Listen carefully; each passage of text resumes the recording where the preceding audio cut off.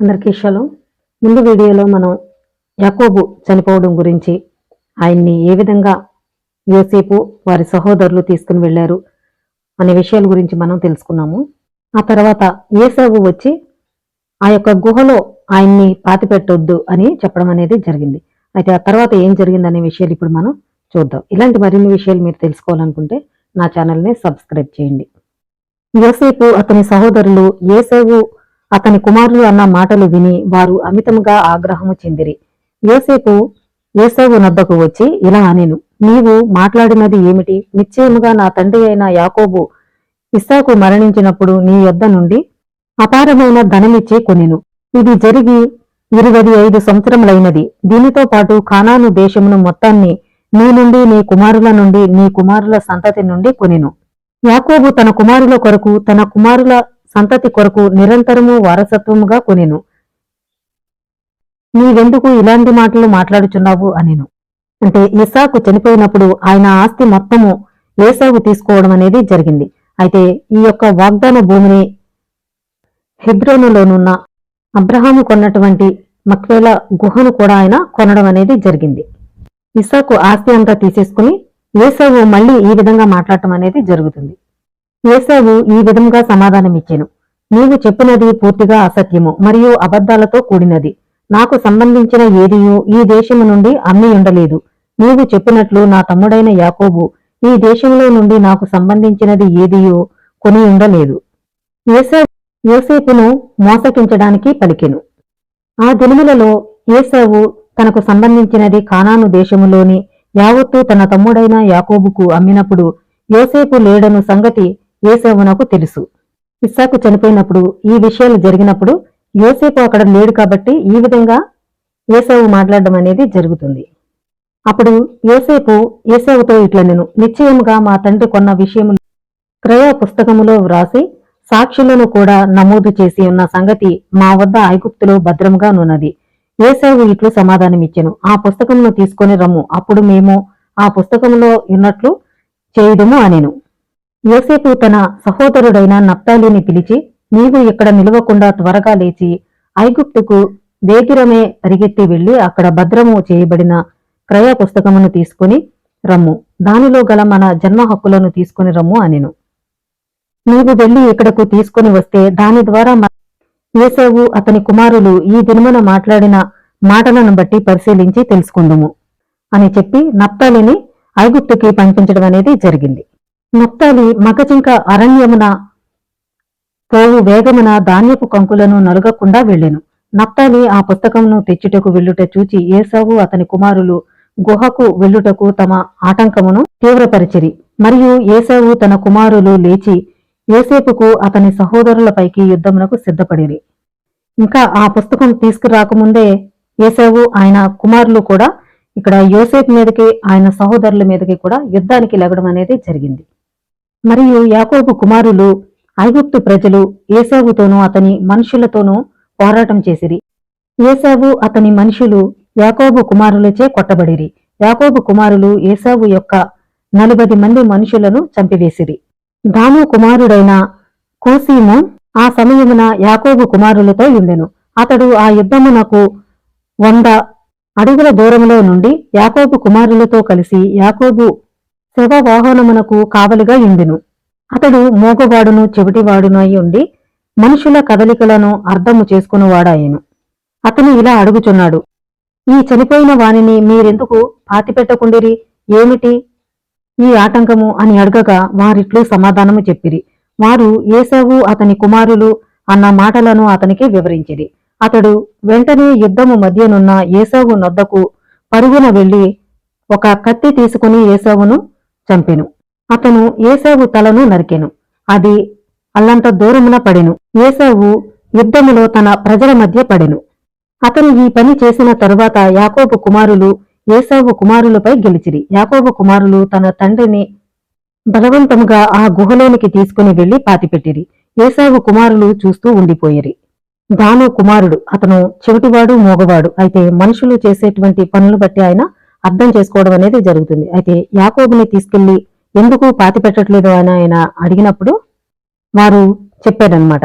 ఏంటంటే యాకోబు సహోదరుడు అనేటువంటి ఏశావు ఆయన కుమారులు అడ్డుకోవడం జరుగుతుంది అని చెప్పారు. అప్పుడు ఆయన ఒక కత్తిని తీసుకుని వెళ్లి ఏశావుని తల నరికివేయడం అనేది జరిగింది. ఆ తర్వాత వారు బలవంతంగా ఆయన్ని లోపలికి తీసుకుని వెళ్లి పాతి పెట్టడం అనేది జరిగింది. ఈ విధంగా ఏశావు చనిపోవడం జరిగింది. హెబ్రోనులో గుహనందు యాకోబును పాతిపెట్టిరి. అతడు చాలా విలువైన వస్త్రములతో పాతిపెట్టబడెను. ఏ రాజును పొందని గౌరవముతో యోసేపు తన తండ్రి అయిన యాకోబునకు చేసెను. యోసేపు అతని సహోదరులను తన తండ్రి నిమిత్తము 7 దినములు సంతాపము నొందిరి. ముందు 70 రోజులు కాక ఆయన్ని పాతిపెట్టిన తరువాత 7 రోజులు వారు సంతాప దినాలు ప్రకటించడం అనేది జరిగింది. ఇది జరిగిన తరువాత ఏశావు కుమారులు యాకోబు కుమారులతో యుద్ధము కొనసాగించిరి. హెబ్రోనులో ఏశావు కుమారులు యాకోబు కుమారులతో పోరాటం చేసిరి. ఏశావు చంపబడెను గాని ఇంకను పాతిపెట్టబడలేదు. యుద్ధము వారి మధ్య చాలా తీవ్రముగా ఉండెను. ఏశావు కుమారులు యాకోబు కుమారులచే కొట్టబడిరి. యాకోబు కుమారులు ఏశావు కుమారులను 80 మందిని చంపిరి. కాని యాకోబు కుమారులలో ఎవరునూ చావలేదు. యాకోబుని పాతిపెట్టక ముందు ఏశావు యొక్క మనుషుల్ని 40 మందిని చంపివేయడం అనేది జరిగింది. అయినా వారు ఆగలేదు. మళ్లీ వారితో యుద్ధం చేయడం అనేది జరిగింది. మళ్ళీ యాకోబుని పాతిపెట్టిన తరువాత కూడా వారు యుద్ధం చేయడం మళ్ళీ మొదలుపెట్టారు. అప్పుడు మళ్ళీ 80 మంది ఏశావు యొక్క మనుషులు చనిపోవడం అనేది జరిగింది. ఏశావు కుమారులపై యోసేపు హస్తము ఆధిక్యతలో నున్నది. అతడు ఏశావు కుమారుడైన ఎలీఫజు కుమారుడైన జెఫోను అతని 8 మంది మనుషులను బందీలనుగా తీసుకుని పోయెను. వారిని అతడు ఇనుముతోనూ గొలుసులతోనూ బంధించెను. వారిని తన సేవకుల చేతికి అప్పగించి ఐగుప్తుకు తీసుకుని రమ్మనెను. ఏశావు యొక్క మనవణ్ణి ఆయనతో పాటు ఇంకా 80 మంది మనుషులని బందీలుగా తీసుకుని ఐగుప్తుకి తీసుకువెళ్లిపోవడం అనేది జరిగింది.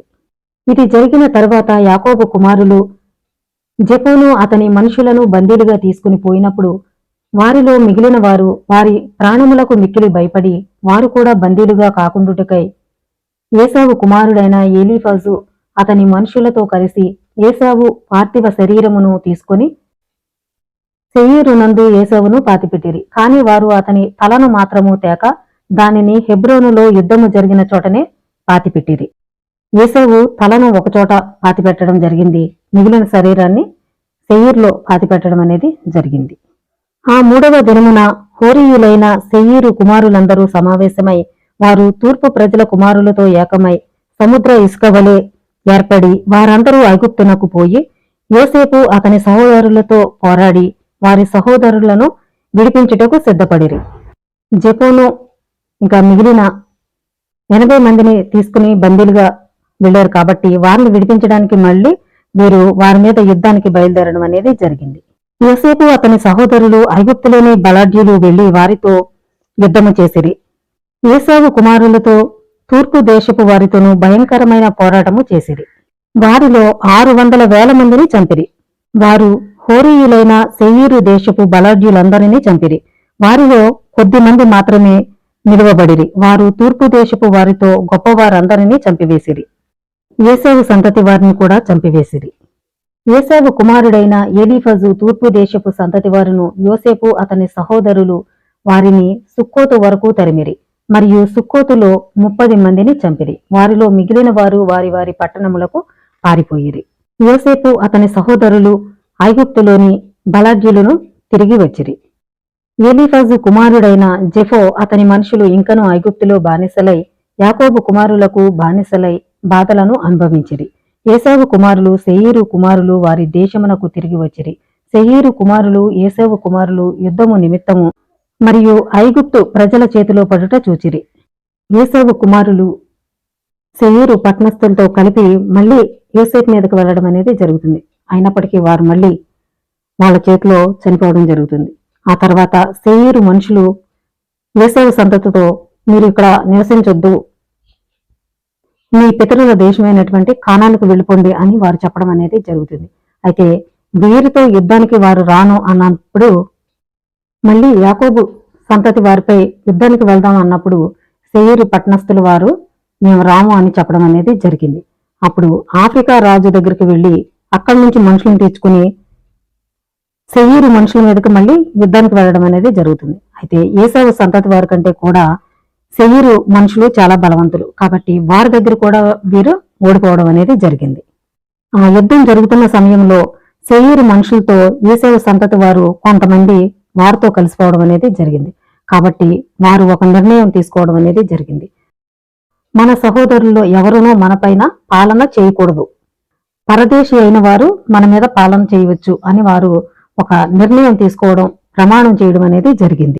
ఎందుకంటే ఈ ఏశావు సంతతి వారే శేయీరు వారికి సహాయం చేయడం అనేది జరిగింది యుద్ధ సమయంలో. కాబట్టి వారు ఈ నిర్ణయం తీసుకోవడం అనేది జరిగింది.